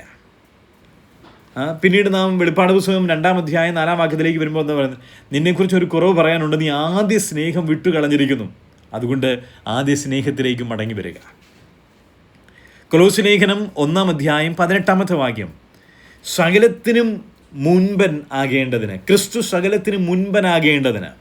അപ്പോൾ Jesus Christ should be the first in your life. യേശു ക്രിസ്തു നിൻ്റെ ജീവിതത്തിന് 1-ാം സ്ഥാനമുണ്ടായിരിക്കണം. പിന്നെ നമുക്കറിയാവുന്ന മറ്റൊരു വാക്യം, മത്തായിയുടെ സുവിശേഷം 6-ാം അധ്യായം 38-ാമത്തെ വാക്യം. മുന്നമേ അവൻ്റെ രാജ്യവും നീതിയും അന്വേഷിപ്പിൻ. മുന്നമേ seek ye first the kingdom of God. ആദ്യം അവൻ്റെ രാജ്യവും നീതിയും അന്വേഷിപ്പിൻ. അപ്പം നോക്കിക്കേ, തിരുവചനത്തിൽ ഇനിയും അനേക വാക്യങ്ങൾ നമുക്ക് എടുക്കാൻ കഴിയും. ആദ്യ ഫലം നൽകണം, ആദ്യ സ്നേഹമുണ്ടായിരിക്കണം, ആദ്യ സ്ഥാനമുണ്ടായിരിക്കണം, ആദ്യ ആഗ്രഹം, മുന്നമേ അവൻ്റെ രാജ്യവും നീതിയും, ആദ്യം ദൈവരാജ്യവും ദൈവനീതിയും അന്വേഷിക്കണം. അപ്പോൾ ആദ്യം ദൈവത്തിന് നൽകണമെന്നാണ് ദൈവം പറഞ്ഞിരിക്കുന്നത്. അപ്പോൾ ഇങ്ങനെ ചിന്തിച്ച്, ദൈവം എന്തുകൊണ്ട് എപ്പോഴും നമ്മളിൽ നിന്നും പ്രഥമ സ്ഥാനം ആഗ്രഹിക്കുന്നത്? ദൈവം എന്തുകൊണ്ട് ആദ്യം ദൈവത്തിന് നൽകണമെന്ന് പറഞ്ഞിരിക്കുന്നത്? നമ്മൾ നല്ലതൊന്നും അനുഭവിക്കരുത് എന്നതുകൊണ്ടാണോ? ഏറ്റവും നല്ലത് കൊണ്ട് ദൈവത്തിനുണ്ട്. Give the best and the first to God. ഏറ്റവും നല്ലതും ഏറ്റവും ആദ്യത്തേതും ദൈവത്തിന് കൊടുക്കണം. എന്തുകൊണ്ടാണ് ദൈവം അത് പറയുന്നത്? നമ്മൾ നല്ലതൊന്നും അനുഭവിക്കരുതെന്നൊരു സ്വാർത്ഥ മനോഭാവം വല്ലതുമാണോ? ഒരിക്കലും അല്ലല്ലോ. അങ്ങനെ ഒരിക്കലും ആവുകയുമില്ലല്ലോ. ദൈവം നമ്മെക്കുറിച്ച് ആഗ്രഹിക്കുന്നത് നാം നന്മയൊക്കെ അനുഭവിക്കണം, ഏറ്റവും നല്ലതൊക്കെ അനുഭവിക്കണം. എന്നാൽ ദൈവത്തിന് നാം ഏറ്റവും പ്രഥമ സ്ഥാനം നൽകിയിട്ട് വേണം, അല്ലെങ്കിൽ ദൈവത്തിന് ഏറ്റവും നല്ലത് നൽകണം. അത് നമ്മെ പഠിപ്പിക്കുന്ന ഒരു പാഠം, കർത്താവ് പഠിപ്പിക്കുന്ന ഒരു കാര്യം, ദൈവത്തിന് നല്ലത് കൊടുക്കുവാൻ കഴിയുന്ന ഒരു ദൈവ പൈതലിന് മാത്രമേ മറ്റുള്ളവർക്കും നല്ലത് ചെയ്യുവാൻ, നല്ലത് കൊടുക്കുവാൻ കഴിയുകയുള്ളൂ. ഞാൻ പറഞ്ഞ ആശയം മനസ്സിലായോ? ദൈവത്തിന് പ്രഥമ സ്ഥാനം നൽകുന്ന ഒരു വിശ്വാസിക്ക് മാത്രമേ നമ്മുടെ സഹവിശ്വാസികളെ വിലമതിക്കുവാൻ കഴിയുകയുള്ളൂ. നാം കണ്ടിട്ടില്ല, എത്രയോ പ്രിയപ്പെട്ടവരാണ് സഭാവിശ്വാസികളെ, മറ്റുള്ളവരെ ഒന്നും യാതൊരു വിലയുമില്ല, അവരെയൊക്കെ വളരെ താണ നിലയിലാണ് കാണുന്നത്. ചില നാളുകൾക്ക് മുമ്പ് ഒരു സഹോദരനെ എന്നെ കണ്ടപ്പോൾ ഞങ്ങളിങ്ങനെ സംസാരിച്ച് കൂടത്തിൽ അദ്ദേഹം എന്നോടിങ്ങനെ പറഞ്ഞു, ബ്രദറെ, ഞങ്ങളൊക്കെ ഈ സഭയിലെ ബത്ലഹീംകാരാന്ന് പറഞ്ഞു. അതിന് അദ്ദേഹം ഇങ്ങനെ തുടർന്ന് പറഞ്ഞു, ഞങ്ങളുടെ സനസഭയിലേക്ക് വരുമ്പോൾ അവിടെ ബത്ലഹീംകാരുണ്ട്, നസ്രേത്തുകാരുണ്ട്, അങ്ങനെ ശമര്യരുണ്ട്, അങ്ങനെ ഓരോരോ കണക്കുകളെ പറയും. എനിക്ക് മനസ്സിലായില്ല എന്താ പറഞ്ഞു വരുന്നതെന്ന്. കുറച്ച് കഴിഞ്ഞപ്പോൾ അദ്ദേഹം, ഞാൻ പറഞ്ഞു എനിക്ക് കാര്യം എന്താണെന്ന് മനസ്സിലായില്ലെന്ന് പറഞ്ഞപ്പോൾ അദ്ദേഹം ഇങ്ങനെ പറഞ്ഞു, ഈ ബത്ലഹേംകാരെന്ന് പറഞ്ഞാൽ ആദ്യം എന്ന് വെച്ചാൽ യേശു ക്രിസ്തു ജനിച്ച സ്ഥലം ബത്ലഹേമാണല്ലോ. അതുകൊണ്ട് അദ്ദേഹം പറഞ്ഞു ഈ സ്ഥലസഭ തുടങ്ങിയപ്പോൾ ഉള്ളവരാണ് ഈ ബത്ലഹേംകാർ.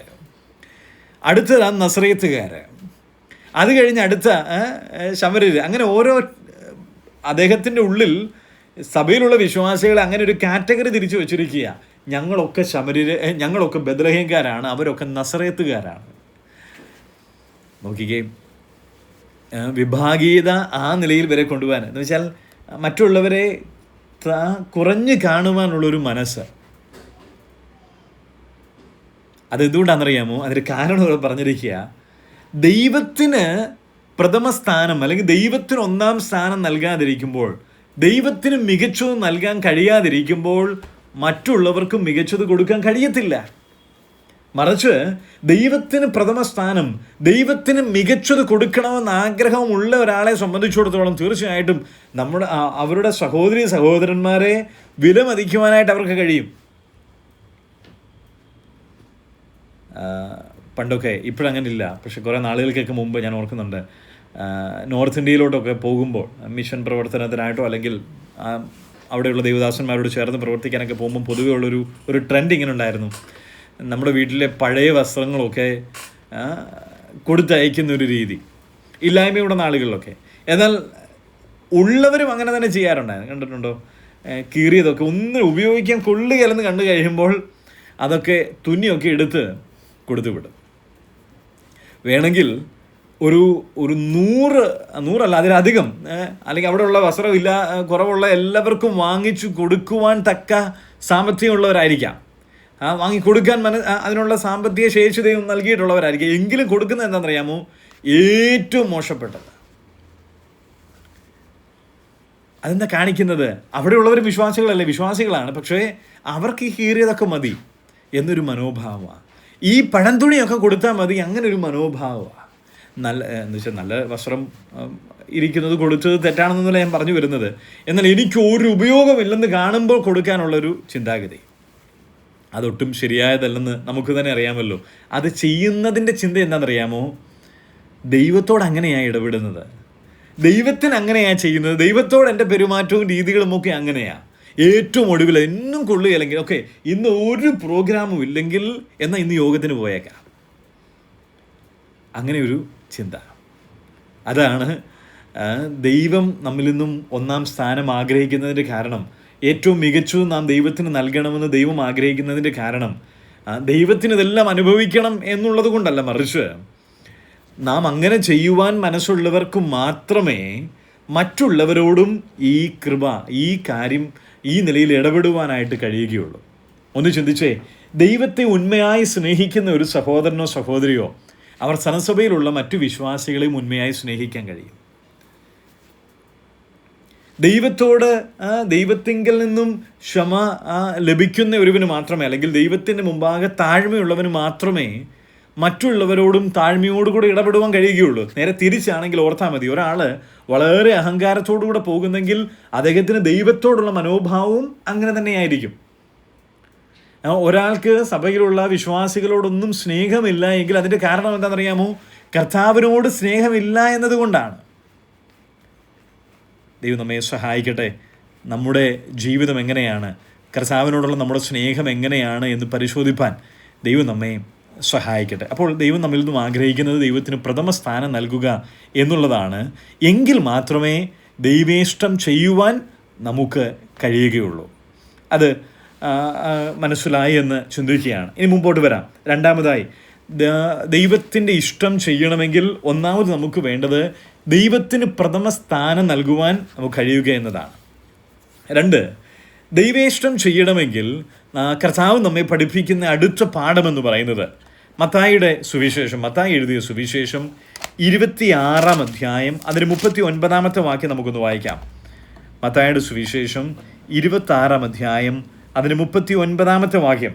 അവിടെ നമ്മിങ്ങനെ വായിക്കുന്നത്, പിന്നെ അവൻ അല്പം മുമ്പോട്ട് ചെന്ന് കവിണ്ണു വീണു, പിതാവേ, കഴിയുമെങ്കിൽ ഈ പാനപാത്രമെങ്കിൽ നീങ്ങിപ്പോകണമേ, എങ്കിലും ഞാൻ ഇച്ഛിക്കും പോലെയല്ല നീ ഇച്ഛിക്കും പോലെ ആകട്ടെ എന്ന് പ്രാർത്ഥിച്ചു. ഇവിടെ കർത്താവ് പ്രാർത്ഥനയിൽ പറയുന്നൊരു കാര്യമാണ്, കഴിയുമെങ്കിൽ ഈ പാനപാത്രം നീങ്ങിപ്പോകണമേ. ഇതിൻ്റെ ആശയങ്ങളിലേക്ക് ഞാൻ കടക്കുന്നില്ല, എങ്കിലും അവിടെ കർത്താവ് അത് കഴിഞ്ഞു പറയുന്നത് ഇങ്ങനെയാണ്, എങ്കിലും ഞാൻ ഇച്ഛിക്കും പോലെയല്ല നീ ഇച്ഛിക്കും പോലെ. നോട്ട് മൈ വിൽ ബട്ട് ദൈ വിൽ. എൻ്റെ ഇഷ്ടം പോലെയല്ല അങ്ങയുടെ ഇഷ്ടം പോലെ ആകട്ടെ. ഇതാണ് നമുക്കും ആവശ്യമായിരിക്കുന്നത്. എന്ന് വെച്ചാൽ കർത്താവിന് സമർപ്പിച്ചു കൊടുക്കുവാനുള്ള ഒരു മനസ്സ്, യഥാർത്ഥ താഴ്മ. എന്ന് വെച്ചാൽ ദൈവമേ, എൻ്റെ ഇഷ്ടമല്ല അങ്ങയുടെ ഇഷ്ടം, നോട്ട് മൈ വിൽ ബട്ട് ദൈ വിൽ എന്ന് പറയണമെങ്കിൽ നമുക്ക് എന്തുണ്ടായിരിക്കണം? ഒരു യഥാർത്ഥ താഴ്മ ഉണ്ടായിരിക്കണം. അങ്ങനെയുള്ള ഒരു ദൈവ പൈതലിന് മാത്രമേ പറയാൻ കഴിയുകയുള്ളൂ, ദൈവമേ, എൻ്റെ ഇഷ്ടമല്ല കേട്ടോ, അങ്ങയുടെ ഇഷ്ടം പോലെ ആവട്ടെ എന്ന്. ഇനി എന്താണ് യഥാർത്ഥ താഴ്മ? അപ്പോൾ യഥാർത്ഥ താഴ്മയുള്ള ഒരാൾക്ക് മാത്രമേ ദൈവേഷ്ടം ചെയ്യുവാൻ കഴിയുകയുള്ളൂ. അഹങ്കാരത്തോടുകൂടെ പോകുന്ന ഒരാൾക്ക് ഒരിക്കലും ദൈവേഷ്ടം ചെയ്യാൻ കഴിയുകയില്ല. ചില ആളുകളൊക്കെ അങ്ങനെ തെറ്റിദ്ധരിച്ചും ചിന്തിച്ചു നോക്കിയിരിപ്പുണ്ടെന്നറിയാമോ? അവർ പറയും, ഞാനും എൻ്റെ ദൈവമായിട്ടുള്ള ബന്ധമാണ്, വിശ്വാസികളൊന്നും മറ്റുള്ളവരൊന്നും അതിലൊന്നും ഇടപെടണ്ട, അല്ലെങ്കിൽ നിങ്ങളോട് ഞാൻ മിണ്ടിയില്ലെങ്കിലും നിങ്ങളോട് ഞാൻ പിണങ്ങി മുന്നോട്ട് പോയാലും ഞാനും ദൈവമായിട്ടുള്ള ബന്ധത്തിന് കുഴപ്പമൊന്നുമില്ലെന്ന് ആർക്കും പറയാനായിട്ട് കഴിയത്തില്ല. അങ്ങനെ മുന്നോട്ട് പോകുന്ന ആരുമുണ്ട്. വലിയ വിഷയങ്ങൾ, വലിയ പ്രശ്നങ്ങളൊക്കെ ഉണ്ടാക്കിയിട്ട് വന്ന് ഞായറാഴ്ച വന്ന് കത്രിമേശ എടുക്കുകയൊക്കെ ചെയ്യുന്ന ഒരു പരിഭവവും ഒരു പ്രയാസവും ഇല്ലാത്ത വിശ്വാസികൾ വരെയൊക്കെ ഉണ്ട്. എന്നാൽ അങ്ങനെ ഒരാൾക്ക് ഒരിക്കലും ആകാൻ കഴിയുകയില്ലെന്ന് വചനം ചൂണ്ടിക്കാണിക്കുക. യഥാർത്ഥമായും താഴ്മയുള്ള ഒരാൾക്ക് മാത്രമേ, കുറവ് ഉണ്ടാവില്ലെന്നല്ല ഞാൻ പറഞ്ഞു വരുന്നത്, കുറവുകളൊക്കെ വന്നേക്കാം, അറിയാതെ വാക്കുപിഴയൊക്കെ സംഭവിച്ചു എന്ന് വന്നേക്കാം, ഒരുപക്ഷെങ്കിൽ ഇടപാടിലൊക്കെ ഒരല്പം പ്രയാസം സംഭവിച്ചു എന്ന് വന്നേക്കാം. എന്നാൽ അത് ഏറ്റുപറഞ്ഞ് ഉപേക്ഷിച്ച് ദൈവസന്നിധിയിൽ ക്ഷമ ചോദിച്ച് കടന്നു വന്ന് സഹോദരന്മാരുമായി നിരപ്പ് പ്രാപിക്കുവാൻ കഴിയുന്നത് ആർക്കാ? താഴ്മയുള്ളവർക്കാണ്. അപ്പോൾ ദൈവേഷ്ടം ചെയ്യുവാൻ കഴിയുന്നത് താഴ്മയുള്ളവർക്കാണ്. ഇനി എന്താ യഥാർത്ഥ താഴ്മ?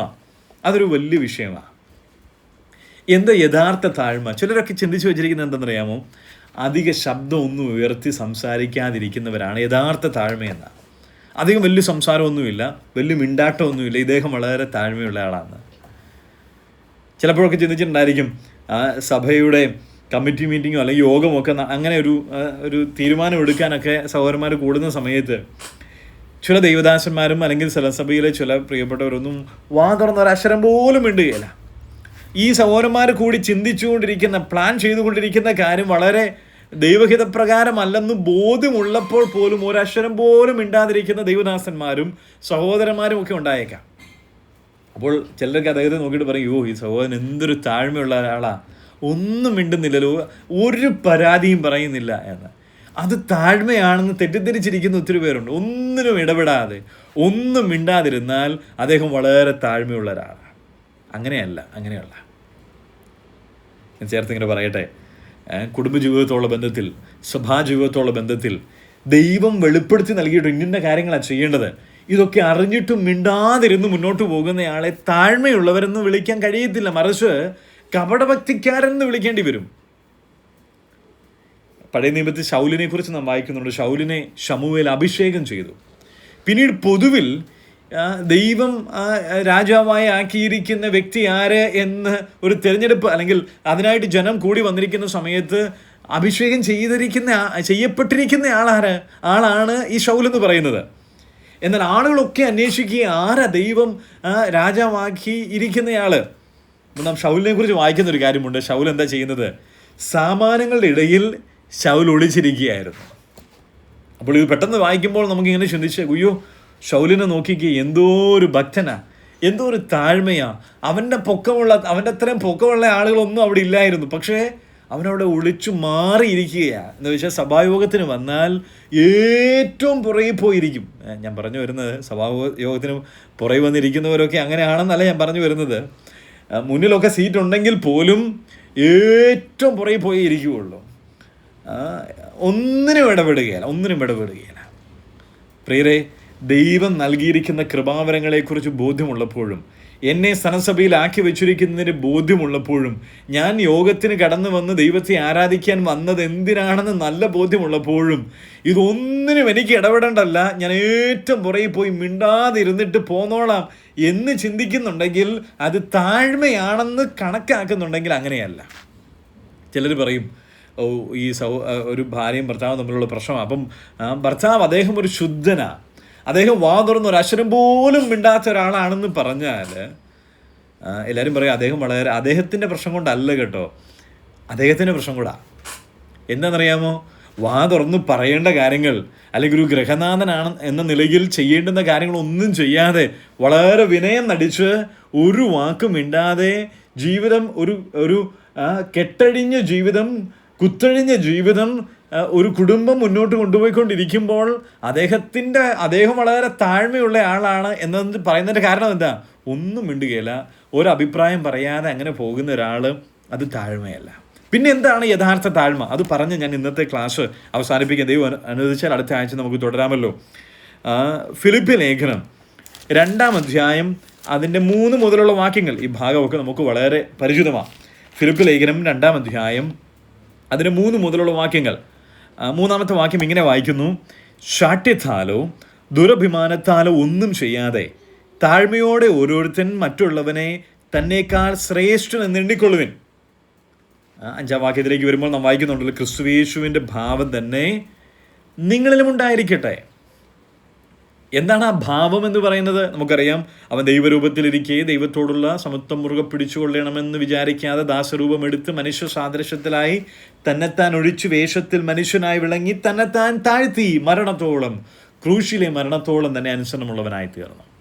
അപ്പോൾ നമ്മുടെ കർത്താവിൻ്റെ മനോഭാവം എന്തായിരുന്നു? അവിടെ തന്നെ പറഞ്ഞ് തന്നെത്താൻ താഴ്ത്തിയ താഴ്മയുടെ ഭാവം, താഴ്മയുടെ മനോഭാവം അത് നിങ്ങളിലും ഉണ്ടായിരിക്കട്ടെ എന്ന് പറഞ്ഞു. അതിൻ്റെ ഉദാഹരണം താഴോട്ട് പറഞ്ഞു കാണിക്കുക. 3-ാം വാക്യത്തിൽ പറഞ്ഞിരിക്കുക ആ താഴ്മയുടെ ഒരു പ്രത്യേകത എന്താണ്? ശാഠ്യത്താലോ ദുരഭിമാനത്താലോ ഒന്നും ചെയ്യാതെ താഴ്മയോടെ ഓരോരുത്തൻ മറ്റുള്ളവനെ തന്നേക്കാൾ ശ്രേഷ്ഠൻ എന്നെണ്ണണം. അപ്പോൾ താഴ്മയുള്ള ഒരാളിൽ എന്തുണ്ടായിരിക്കും? ഇവിടെ സൂചന നൽകിയിരിക്കുക, മറ്റുള്ളവരെ തന്നേക്കാൾ ശ്രേഷ്ഠൻ എന്നെണ്ണും, അല്ലെങ്കിൽ മറ്റുള്ളവരെ ശ്രേഷ്ഠൻ എന്നെണ്ണുവാൻ കഴിയും. കർത്താവ് നമ്മെ വിലമതിച്ചത് കൊണ്ടാണല്ലോ ഈ ഭൂവിലേക്ക് ഇറങ്ങി വന്ന് സ്വർഗത്തിലെ കർത്താവ് തന്നെ നമുക്ക് പകരമായി ക്രൂശിൽ മരിച്ച് തന്നെ താൻ താഴ്ത്തിയത്. അപ്പോൾ ഇവിടെ ആ മാതൃക കാണിച്ചു തന്നിട്ട് പറയുകയാണ്, അപ്പോൾ താഴ്മയുള്ളവർക്ക് എന്തുണ്ടായിരിക്കും? മറ്റുള്ളവരെ തന്നേക്കാൾ ശ്രേഷ്ഠനെന്ന് എണ്ണുവാൻ അവർക്ക് കഴിയും. പ്രിയരെ, ഇതാണ് താഴ്മയുടെ 1-ാമത്തെ പ്രത്യേകത എന്ന് പറയുന്നത്. എന്താണ്? മറ്റുള്ളവർക്ക് വില കൽപ്പിക്കുവാൻ കഴിയുക. മറ്റുള്ളവരെ പുച്ഛിക്കുന്നവർ താഴ്മയുള്ളവരല്ല. ദൈവം നമ്മെ ഏൽപ്പിച്ചു കാര്യങ്ങൾ ഇടപെടാതിരിക്കുന്നത് താഴ്മയുടെ ലക്ഷണമല്ല. നമ്മുടെ സനസഭയിലുള്ള സഹോദരന്മാരെ വിലമതിക്കുവാനുള്ള, അവരെ ശ്രേഷ്ഠന്മാരെന്ന് കാണുവാനുള്ളൊരു മനസ്സ്, ഒരു മനോഭാവമുള്ളവർ അങ്ങനെയുള്ളവരാണോ? അങ്ങനെയുള്ളവരാണെങ്കിൽ എന്താണ്? താഴ്മയുണ്ട്. അങ്ങനെയുള്ളവർക്ക് ദൈവേഷ്ടം ചെയ്യുവാൻ സാധിക്കുകയുള്ളൂ. താഴ്മയുടെ മറ്റൊരു ലക്ഷണം കൂടെ ഞാനിങ്ങനെ ഒന്ന് പറഞ്ഞ് അവസാനിപ്പിക്കാം. റോമാലേഖനം 12-ാം അധ്യായത്തിലേക്ക് വേഗത്തിൽ ഒന്ന് കടന്നു വരാം. ഈ റോമാലേഖനം 12-ാം അധ്യായം അതിന് 2-ാമത്തെ വാക്യം, റോമർ 12-ന്റെ 3-ാമത്തെ വാക്യം വായിക്കാം. 3-ാമത്തെ വാക്യം: ഭാവിക്കേണ്ടതിന് മീതെ ഭാവിച്ചുയരാതെ ദൈവം അവനവന് വിശ്വാസത്തിൻ്റെ അളവ് പങ്കിട്ടതുപോലെ സുബോധമാകും വണ്ണം ഭാവിക്കണമെന്ന് ഞാൻ എനിക്ക് ലഭിച്ച കൃപയാൽ നിങ്ങളോട് ഓരോരുത്തരോടും പറയുന്നു. ഇവിടെ പറയുന്നത് എന്താ? ഭാവിക്കേണ്ടതിന് മീതെ ഭാവിച്ചുയരാതെ. അങ്ങനെ ഒരു പ്രശ്നമുണ്ട്. എന്താ? ഭാവിക്കേണ്ടതിനു മീതെ ഭാവിച്ചുയരാതെ. അപ്പോൾ അങ്ങനെ ഉയരുന്ന ആളുകളുണ്ട്. അവരെന്താണ്? അത് താഴ്മയുടെ ലക്ഷണമല്ല. ഇതിൻ്റെ ആശയമെന്ന് പറയുന്നത് ദൈവം നമ്മെ ആക്കി വെച്ചിരിക്കുന്ന സ്ഥാനം നമുക്കറിയാം. അത് മറന്ന് അതിനപ്പുറമായിട്ട് ഇടപെടുന്ന രീതി എന്ന് വെച്ചാൽ ആ സനസഭയോടുള്ള ബന്ധത്തിൽ ദൈവം നമ്മെ ഏൽപ്പിച്ചിരിക്കുന്ന ഉത്തരവാദിത്തമുണ്ട്. ഇതിനപ്പുറം ചെയ്യുവാനുള്ളൊരു രീതി. സനസഭയിൽ ദൈവം നമ്മെ ഒരു വിശ്വാസി എന്ന നിലയിൽ ദൈവം നമ്മെ ശുശ്രൂഷകളൊക്കെ ഏൽപ്പിച്ചിട്ടുണ്ട്. എന്നാൽ നമ്മെ ഏൽപ്പിക്കാത്തതിലും പോയി തലയിടുവാനുള്ള രീതി, ഭാവിക്കേണ്ടതിന് മീതെ ഭാവിച്ചു വരാം. ചില കുടുംബങ്ങൾ എങ്ങനെയാണെന്നറിയാമോ? അപ്പനും അമ്മയും ഒക്കെ ഉണ്ടായിരിക്കും, പക്ഷെ ആരാ കൺട്രോൾ മുഴുവൻ? മകനാ. ഞാൻ പറയുന്നത് പ്രായമായ ആ ഒരു നിലയിലൊന്നും അല്ല കേട്ടോ. 10 വയസ്സുള്ള മകനോ മകളോ ആയിരിക്കും ഇന്ന് വൈകിട്ട് എന്ത് ആഹാരം ഉണ്ടാക്കേണ്ടതെന്ന് തീരുമാനിക്കുന്നത്. അവർക്കിഷ്ടം, അവരുടെ ഇഷ്ടം അനുസരിച്ചായിരിക്കും മുഴുവൻ കൺട്രോൾ. ബ്രേക്ക്ഫാസ്റ്റ് ഉണ്ടാക്കുന്നത് എന്താണ്? അയ്യോ മോൻ ഇതാ ഇഷ്ടം, അതുകൊണ്ട് ഇതാ ഉണ്ടാക്കുന്നത്. സ്നേഹം കൊണ്ട് അങ്ങനെ ചെയ്യുന്ന മാതാപിതാക്കളുണ്ട്, അതിൽ തെറ്റില്ല. പക്ഷേ ഇതേ കഴിക്കൂ എന്ന് നിർബന്ധം. എന്ന് ഞാൻ പറഞ്ഞു വരുന്ന ആശയം, അവിടുത്തെ ഗ്രഹനാഥനായിട്ട് ഇടപെടുന്നത് ഒരുപക്ഷെ മകനായിരിക്കും, മകളായിരിക്കും, അല്ലെങ്കിൽ അവിടുത്തെ ഭാര്യ ആയിരിക്കും ആ വീടിൻ്റെ ഗ്രഹനാഥനായിട്ടിരിക്കുന്നത്. ഭാവിക്കേണ്ടതിന് മീതെ ഭാവിച്ചു. ദൈവം നൽകിയിരിക്കുന്ന ഒരു സ്ഥാനമുണ്ട്. ഈ സ്ഥാനത്തിന് മുകളിലേക്ക് പോകുന്നത് അത് താഴ്മ വിട്ടുപോകല. ഇനി അതിന് താഴേക്ക് പോകുന്നു. മുമ്പ് ചിന്തിച്ചതുപോലെ ദൈവം നമ്മെ ഏൽപ്പിച്ചിരിക്കുന്ന സ്ഥാനത്തിന് താഴേക്ക് പോകുന്നത് പോലെ. ചില ഭർത്താക്കന്മാർ പറയൂ, ഞാനൊന്നിനും എല്ലാം ഭാര്യയ്ക്ക് വിട്ടുകൊടുത്തിരിക്കുകയാണ്, എനിക്കൊന്നും ഇടപെടാൻ ഒരു ഉത്തരവാദിത്വം എടുക്കാൻ താല്പര്യമില്ല. സനസഭയിലെ ചില മൂപ്പന്മാരോടുള്ള ബന്ധത്തിൽ അവർ പറയും, അയ്യോ അവരെന്താന്ന് വെച്ചാൽ ചെയ്തോട്ടെ, ഞാൻ എല്ലാം കണ്ണടച്ച് കളയുകയാണ്. അത് താഴ്മയല്ല, അത് താഴ്മയുടെ ലക്ഷണവുമല്ല. ഇഷ്ടം പോലെയൊക്കെ ആയിക്കൊള്ളട്ടെ. ചില നാളുകൾക്ക് മുമ്പ് ഒരു സനസഭയിലൊരു എൽഡർ എന്നോട് പറഞ്ഞൊരു വാചകം എങ്ങനെയാണ്, നമ്മുടെ സഭ എന്ന് പറയുന്നത് ഒരു പളുങ്കുപാത്രം പോലെയാണ്. ഒരു താഴെ വീണ് അന്നേരം പൊട്ടിപ്പോകും. അതുകൊണ്ട് ഞാൻ ഒന്നും കണ്ടതായിട്ട് നടിക്കാറില്ല. അങ്ങനെ നടിക്കാൻ പോയാൽ പ്രശ്നങ്ങൾ വരും. അതുകൊണ്ട് എങ്ങനെയും ഒക്കെ മുന്നോട്ട് പോയിക്കൊണ്ടിരിക്കട്ടെ. അപ്പോൾ കേൾക്കുമ്പോൾ വളരെ എത്രയോ നല്ല മനസ്സാണ്. പക്ഷേ ആ മനസ്സിൻ്റെ പിന്നിൽ വ്യാപരിക്കുന്ന ആത്മാവ് ഏതാണ് എന്ന് ചിന്തിക്കേണ്ടത് എത്രയോ പ്രാധാന്യമുള്ളതാണ്. ദൈവം നമ്മെ ഏൽപ്പിച്ച കാര്യങ്ങൾ, പറയേണ്ട കാര്യങ്ങൾ പറയാൻ പറയാതിരിക്കുക, ചെയ്യേണ്ടുന്ന കാര്യങ്ങൾ ചെയ്യാതിരിക്കുക, ഇത് താഴ്മയാണെന്ന് ആരും തെറ്റിദ്ധരിച്ചു പോകരുതേ. ദൈവം നമ്മെ സഹായിക്കട്ടെ. അപ്പോൾ യഥാർത്ഥ താഴ്മ എന്ന് പറയുന്നത് മറ്റുള്ളവരെ ശ്രേഷ്ഠരായി എണ്ണുകയാണ്. 2, ഭാവിക്കേണ്ടതിന് മീതെ ഭാവിച്ചുയരാതിരിക്കുകയും താഴാതിരിക്കുകയും ചെയ്യേണ്ടത് നമ്മുടെ ഉത്തരവാദിത്വം. എന്ന് വെച്ചാൽ ദൈവം ഏത് നിലയിലാണ് നമ്മെ ഏൽപ്പിച്ചിരിക്കുന്നത് ആ ശുശ്രൂഷകൾ ചെയ്ത് മുന്നോട്ട് പോവുക. ദൈവം നമ്മെ ഏൽപ്പിച്ചിരിക്കുന്നത് എന്തെന്നറിഞ്ഞ് ചെയ്യുവാനായിട്ട് സാധിക്കുക. ദൈവം നമ്മെ സഹായിക്കട്ടെ. അപ്പോൾ ദൈവേഷ്ടം ചെയ്യുവാൻ ആർക്ക് കഴിയും? 1, ദൈവത്തിന് പ്രഥമ സ്ഥാനം നൽകുന്നവർക്കാണ് അത് കഴിയുന്നത്. 2, ദൈവത്തിന് മുമ്പാകെ താഴ്മയുള്ളവരായി ജീവിക്കുന്നവർക്ക്. കർത്താവ് അനുവദിച്ചാൽ നമുക്ക് അടുത്ത ആഴ്ച ബാക്കി ഭാഗം ചിന്തിക്കാം. ഇന്ന് വളരെ ശ്രദ്ധയോടുകൂടെ പ്രാർത്ഥനയോടുകൂടെ നാം ഇത്രയും സമയമായിരിക്കുകയായിരുന്നല്ലോ. ദൈവം നമ്മുടെ ഹൃദയങ്ങളോട് ഇടപെട്ടുകൊണ്ടിരിക്കട്ടെ. ദൈവം നമ്മെക്കുറിച്ച് ആഗ്രഹിക്കുന്നത് തീർച്ചയായിട്ടും ഈ ഭൂവിൽ നമുക്ക് വളരെ പോരാട്ടങ്ങളുണ്ട്. നാം ഇതൊന്നും നടക്കുകയില്ല, ഈ പറയുന്നത് പോലെ ഒന്നും ചെയ്യാൻ കഴിയുകയില്ലെന്ന് പിശാച് നമ്മുടെ ചെവിയിൽ ഇങ്ങനെ മന്ത്രിച്ചുകൊണ്ടിരിക്കും. ഈ ബ്രദർ പറയുന്ന പോലെ ഒന്നും ചെയ്യാനൊന്നും പറ്റുന്ന കാര്യങ്ങളൊന്നുമല്ല, നമുക്ക് തട്ടിയും മുട്ടിയൊക്കെ ഇങ്ങനെ മുന്നോട്ട് പോയാൽ മതി എന്നതാണ് പിശാച് നമ്മുടെ ചെവിയിൽ ഇങ്ങനെ മന്ത്രിച്ചുകൊണ്ടിരിക്കുന്നത്. എന്നാൽ പ്രിയരെ, അത് പിശാചിൻ്റെ ഓർമ്മപ്പെടുത്തലുകൾ ഓർത്തുകൊണ്ട് ദൈവം നമ്മെക്കുറിച്ച് ആഗ്രഹിക്കുന്നത് ഇത് അസാധ്യമായിരിക്കുന്ന കാര്യങ്ങളല്ല. ഇതിനൊരു പരിശ്രമം ആവശ്യമാണ്. ഇത് ചെയ്യാൻ തുടങ്ങുമ്പോൾ വലിയ പ്രശ്നങ്ങൾ നമ്മുടെ ജീവിതത്തിൽ വരും. നാം ആഗ്രഹിക്കാത്ത നിലയിൽ, അറിയാത്ത നിലയിൽ പ്രശ്നങ്ങളൊക്കെ ജീവിതത്തിൽ കടന്നു വരും. എന്നാൽ ദൈവം നമ്മെ ഏൽപ്പിച്ചത്, ദൈവം നമ്മെക്കുറിച്ച് ആഗ്രഹിക്കുന്ന ഇതാണെന്ന് ബോധ്യത്തോടുകൂടെ നമ്മുടെ ചുവടുകൾ മുമ്പോട്ട് വയ്ക്കുവാൻ ദൈവം നമ്മെ സഹായിക്കട്ടെ. മൊർദെഖായി എസ്തേറിനോട് പറഞ്ഞതുപോലെ എന്താ പറഞ്ഞത്? 4-ാം അധ്യായത്തിൽ നാം ഇങ്ങനെ വായിക്കുന്നുണ്ട്, നീ ഇപ്പോൾ ചെയ്യേണ്ടത് ചെയ്യുക, നീ ചെയ്യുന്നില്ലെങ്കിൽ ഇസ്രായേലിന് സംരക്ഷണം മറ്റൊരിടത്തു നിന്ന് വരും. എന്നാൽ നാം ചെയ്യേണ്ടത് നാം തന്നെ ചെയ്യണം. ദൈവം നമ്മെക്കുറിച്ച് ആഗ്രഹിക്കുന്നത്, നാം പ്രവർത്തിക്കണം, നാം ചെയ്യണം, നാം നിവർത്തിക്കണമെന്ന് ആഗ്രഹിച്ചിരിക്കുന്ന കാര്യങ്ങൾ ചെയ്യുവാൻ ദൈവം നമ്മെക്കുറിച്ച് ആഗ്രഹിക്കുന്നത്, അത് ചെയ്യുവാനുള്ളൊരു സമർപ്പണം ഉണ്ടാകുവാൻ ദൈവം നമ്മെ സഹായിക്കട്ടെ. ഈ വചനങ്ങളാൽ ദൈവം നമ്മുടെ ഹൃദയങ്ങളോടും നമ്മോടും തുടർന്നും ഇടപെട്ടുകൊണ്ടിരിക്കട്ടെ എന്ന് ജോയിൻ ചെയ്ത എല്ലാവരോടുമുള്ള നന്ദി അറിയിക്കുന്നു. കർത്താവിൻ്റെ നാമം വാഴ്ത്തപ്പെടുമാറാകട്ടെ. ആമേൻ.